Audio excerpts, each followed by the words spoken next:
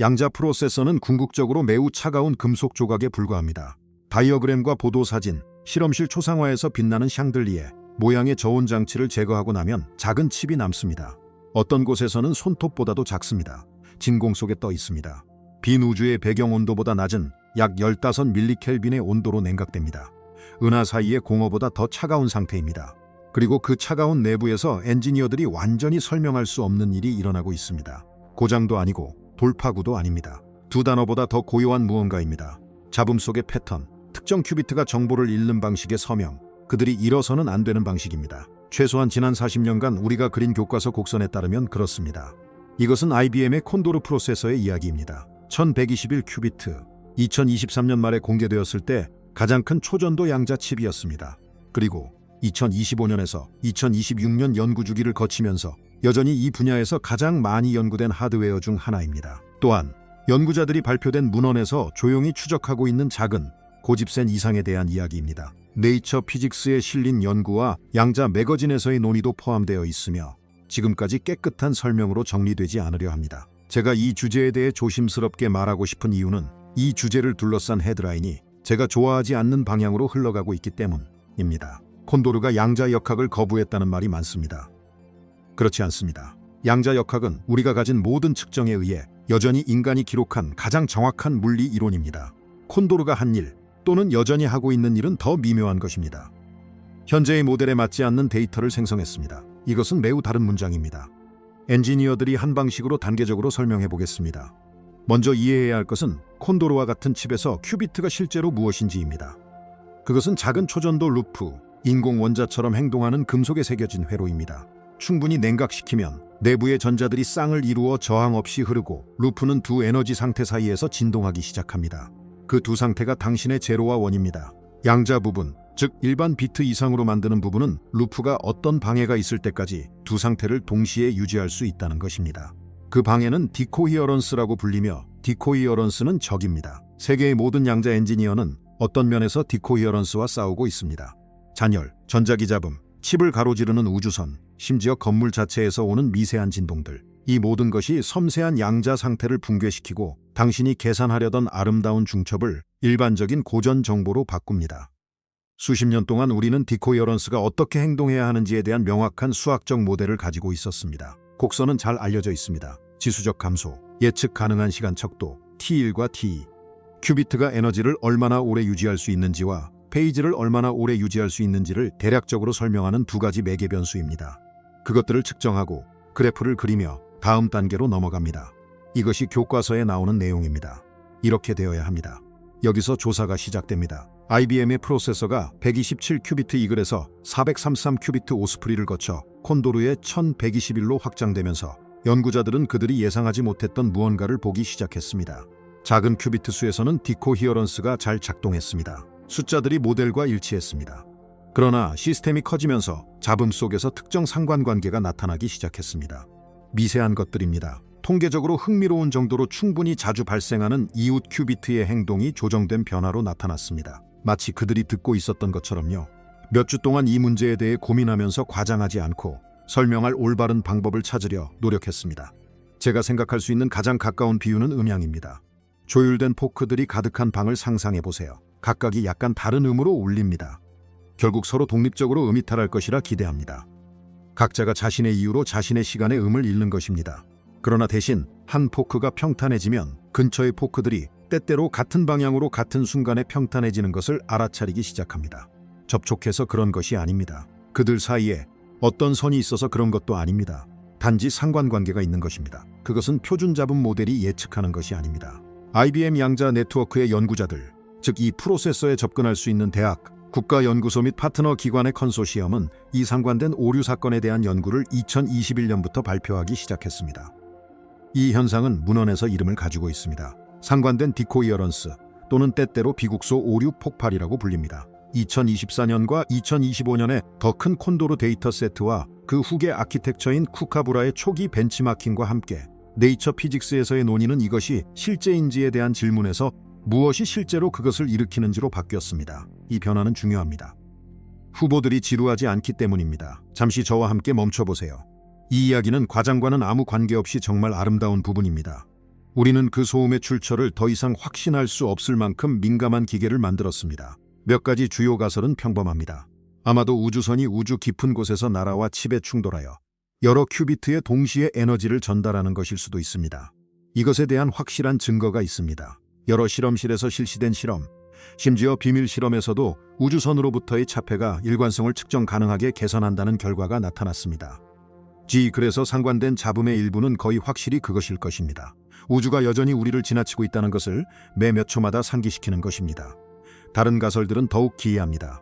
중입자 오염, 비공식적인 전자가 초전도 회로에 스며들어 그것을 방해하는 방식으로 전파되는 것입니다. 기판의 이중 수준 시스템, 칩 소재의 작은 결함들이 앞뒤로 뒤집히며 근처의 큐비트와 예측할 수 없는 방식으로 연결되는 것입니다. 포논 눈사태, 가드 실리콘에서 발생하는 음파가 어떤 지역 사건에 의해 유발되어 여러 큐비트를 흔들어 놓고 사라지는 것입니다. 이 각각은 실제로 문서화된 메커니즘입니다. 가드 이들 중 어떤 것도 개별적으로 보면 콘도르 규모에서 관찰되는 패턴을 완전히 설명하지는 않습니다. 가디 그리고 더 철학적인 질문이 있습니다. 유튜브 알고리즘이 선호하는 언어로 넘어가지 않고는 쓰기 어려운 질문입니다. 질문은 이렇습니다. 이렇게 큰 양자 시스템을 구축할 때 우리의 표준 탈상 모델의 단순화된 가정들이 단순히 불충분한 것일까요? 가드 틀리지 않았습니다. 불충분합니다. 차이가 있습니다. 양자 역학은 소규모에서 매우 잘 검증된 이론입니다. 2개의 큐비트, 10개의 큐비트, 100개의 큐비트. 우리는 방정식을 적고 그것들이 작동하는 것을 지켜볼 수 있습니다. 하지만 물리학의 스케일링 법칙은 예기치 않은 방식으로 무너지는 오랜 역사입니다. 가디 유체 역학은 한 방울에서는 한 방식으로 작용하고 바다에서는 또 다른 방식으로 작용합니다. 중력은 행성에서는 한 방식으로 작용하고 블랙홀의 가장자리에선 또 다른 방식으로 작용합니다. 왜 1000개의 큐비트 격자 내부의 잡음이 우리가 쌍을 설명하는 데 사용하는 동일한 깔끔한 지수에 따를까요? 이것은 이 분야의 몇몇 연구자들이 회의 발표와 리뷰 논문에서 부드럽게 제기해온 문제입니다.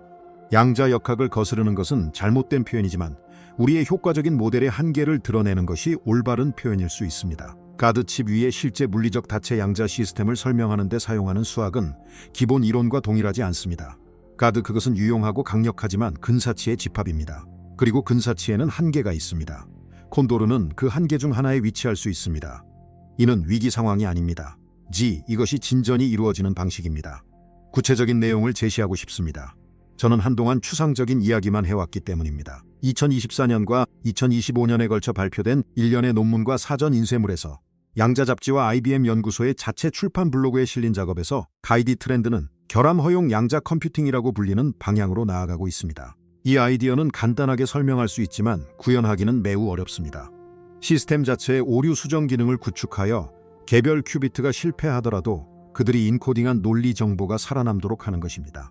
IBM에 공개된 로드맵은 수년간 이를 지향해왔습니다. 콘도르는 발판이었습니다. 그러나 모든 결함 허용 계획은 오류가 어떻게 작용하는지에 대해 특정한 것을 가정합니다. 그들은 오류가 주로 지역적이고 주로 독립적이며 주로 작다고 가정합니다. 상관된 비국소 오류 폭발은 이러한 가정을 위반합니다.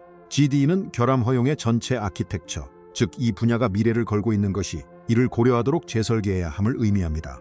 새로운 코드, 새로운 레이아웃, 물리적 칩의 논리 큐비트를 분배하는 새로운 방식, 즉 상관된 잡음의 단 하나의 파동이 전체 갓 계산을 무너뜨리지 않도록 해야 합니다.